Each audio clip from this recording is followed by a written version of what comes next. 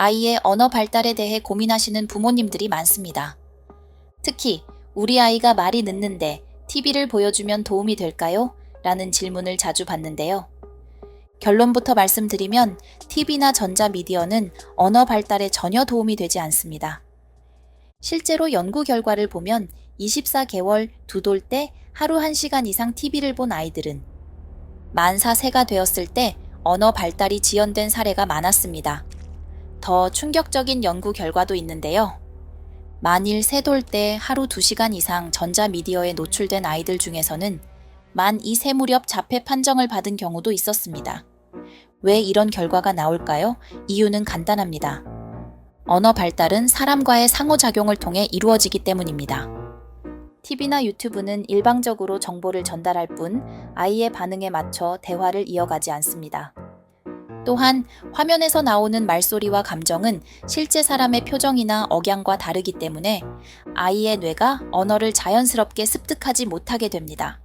그렇다면 어떻게 해야 할까요? 가장 좋은 방법은 부모님과의 대화입니다.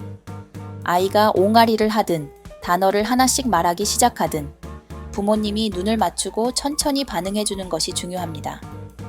일상 속에서 사물의 이름을 알려주고 아이의 행동에 대해 설명해주는 것도 효과적입니다.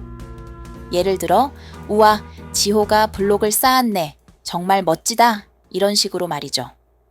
결론적으로 TV나 전자미디어에 의존하기보다는 사람 간의 따뜻한 상호작용을 통해 언어 발달을 돕는 것이 가장 효과적입니다. 아이의 두뇌 발달과 언어 발달에 있어서 가장 중요한 요소 중 하나는 수면입니다. 아이들은 성장 과정에서 많은 수면이 필요합니다. 신생아의 경우 하루 14시간 이상, 유아기는 약 11시간 정도의 수면이 권장됩니다. 개인차는 있지만 심각한 수면 부족은 인지 발달에 부정적인 영향을 미칠 수 있습니다. 수면을 방해하는 요인 중 하나는 빈혈로 인한 하지 불안 증후군입니다. 이런 경우 철분을 보충하면 증상이 완화될 수 있습니다. 또 다른 원인은 아데노이드 비대로 인한 수면 무호흡증입니다. 돌 무렵에는 편도선과 아데노이드가 커지는 과정이 정상적이지만 과도하게 커질 경우 코골이와 함께 호흡이 멈추는 상황이 발생할 수 있습니다.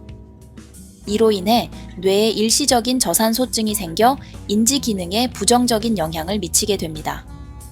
아토피가 심한 아이들도 가려움증으로 숙면을 취하지 못해 두뇌 발달에 어려움을 겪을 수 있습니다. 따라서 아이의 수면 환경을 개선하는 것이 중요합니다. 밤에는 어둡고 조용한 환경을 조성하며 일정한 시간에 같은 장소에서 자도록 하는 것이 도움이 됩니다. 언어 발달에 있어서도 중요한 것은 주변 사람들과의 상호작용입니다. 예전에는 대가족 환경에서 자연스럽게 어른들의 대화를 듣고 자라며 언어 능력이 발달했습니다. 하지만 요즘은 맞벌이 부모나 시터에 의존하는 경우가 많아 아이가 언어 자극을 받을 기회가 줄어들고 있습니다. 많은 부모들이 노래나 TV, 라디오 등을 통해 언어 발달을 촉진하려고 하지만 연구에 따르면 전자미디어는 언어 발달에 효과가 없으며 오히려 부정적인 영향을 미칠 수 있습니다. 24개월 때 하루 1시간 이상 TV를 본 아이들은 만 4세 때 언어 발달이 지연되었고 만 1세에 하루 2시간 이상의 전자미디어에 노출된 아이들은 3돌 무렵 자폐 판정을 받을 확률이 높아졌습니다. 따라서 2돌 전에는 전자미디어 노출을 피하고 3돌 이후에도 보호자와 함께 짧은 시간 동안 콘텐츠를 감상하며 이후에 함께 대화를 나누는 방식이 권장됩니다. 무엇보다도 책을 많이 읽어주는 것보다 어른들의 대화를 듣고 상호작용하는 것이 언어 발달에 가장 효과적입니다. 아이의 발달을 위해 오감을 자극하는 것은 매우 중요합니다. 신생아 시기에는 아이들이 손으로 세상을 탐색하면서 감각을 발달시킵니다. 하지만 손싸개를 사용하거나 얼굴을 긁는 것을 방지하기 위해 손을 막아버리면 이러한 발달 기회를 놓치게 됩니다. 아이는 손과 발을 빨면서 감각을 익히고 신체 조절 능력을 키웁니다.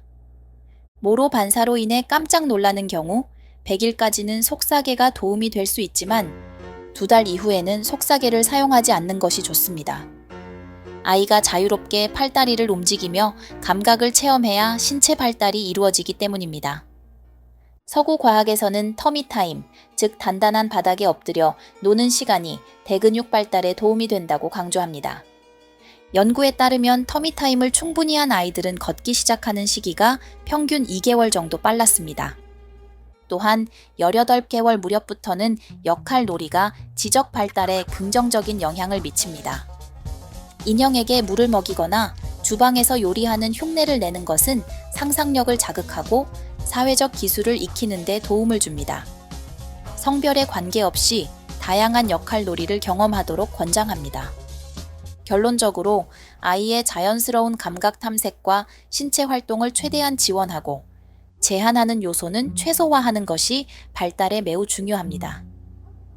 아기의 지능 발달과 관련해 부모님들이 흔히 오해하는 부분에 대해 설명드리겠습니다. 첫 번째로, 고열이 지능 발달에 악영향을 미칠까 걱정하는 경우가 많습니다. 하지만 일반적인 감기로 인한 발열은 뇌 발달에 영향을 주지 않습니다.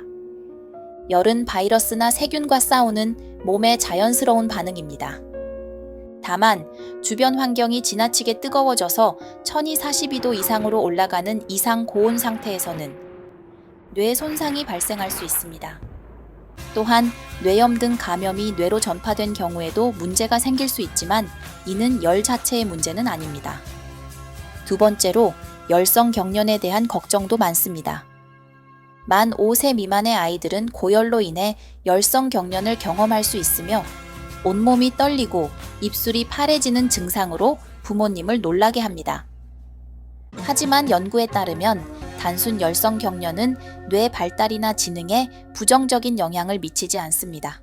결론적으로 감기나 열성 경련으로 인한 고열에 지나치게 걱정하지 않아도 되며 아이의 건강을 유지하는 데 집중하는 것이 더 중요합니다. 아이의 발달에 대한 부모님의 걱정은 자연스러운 일이지만 과도한 걱정은 오히려 부정적인 영향을 미칠 수 있습니다. 아이가 태어난 후 적절한 영양 공급과 생활 환경 조성, 그리고 부모의 따뜻한 반응만으로도 건강한 발달을 촉진할 수 있습니다. 그러나 1살도 안 된 아기에게 단어 암기나 나이에 맞지 않는 과제를 요구하거나 또래 친구들과 비교하며 조급해하는 것은 피해야 합니다. 예를 들어 어떤 아기는 4개월에 뒤집고 다른 아기는 6개월에 뒤집는 경우도 있습니다. 이러한 차이는 정상 발달 범위 내에 있으며 큰 문제가 되지 않습니다. 부모님께서 차분하게 아이의 발달 단계를 존중하고 사랑과 관심을 통해 적절한 자극을 제공하는 것이 아이의 건강한 성장에 가장 중요한 요소입니다. 오늘 영상 잘 시청하셨나요? 다음번에도 좋은 영상으로 찾아올게요. 감사합니다.